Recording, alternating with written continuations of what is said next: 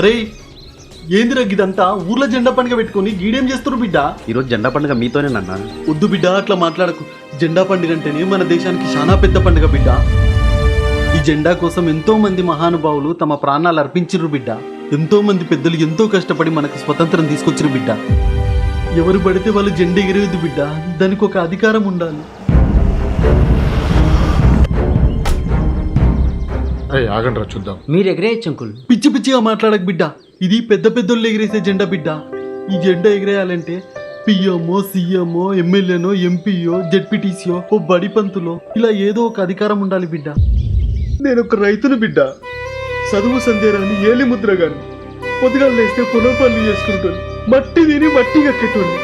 అలాంటిది నేను ఈ జెండా ఎగిరేయడం ఏందిరా? వద్దు బిడ్డ, వద్దు. ముందు ఇదంతా తీసేయండి. ఎవరైనా చూస్తే బాగోదు బిడ్డ. ఈ లోకంలో రైతు కంటే గొప్పలు ఎవరున్నారు నాన్న? దేశానికి రైతే రాజు అంటారు. మనకు స్వతంత్రం తీసుకొచ్చిన పెద్దలే చెప్పారు నాన్న, జై జవాన్ జై కిసాన్ అని.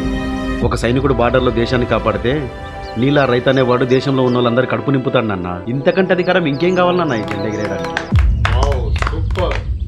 అయ్యా తప్పైపోయిందయ్యా. రే తీసేయండి, ఇదంతా తప్పైందయ్యా. అయ్యా అయ్యా తప్పైందయ్యా. చంద్రయ్య, మీ అబ్బాయి చెప్పింది అక్షరాల నిజం. రైతు లేకపోతే ఈ మానవాళే లేదు. నీ కొడుకుని చూస్తుంటే నాకు చాలా గర్వంగా ఉంది చంద్రయ్య. నాకు తెలిసి ఈ దేశంలో మొట్టమొదటిసారి అనుకుంటా ఒక రైతు అనేవాడు జెండా ఎగరేయడం. అది కూడా మన ఊర్లో. ఒక సర్పంచ్గా, ఈ గ్రామ పెద్దగా నేను చెప్తున్నాను చంద్రయ్య, ఎగిరే చంద్రయ్య.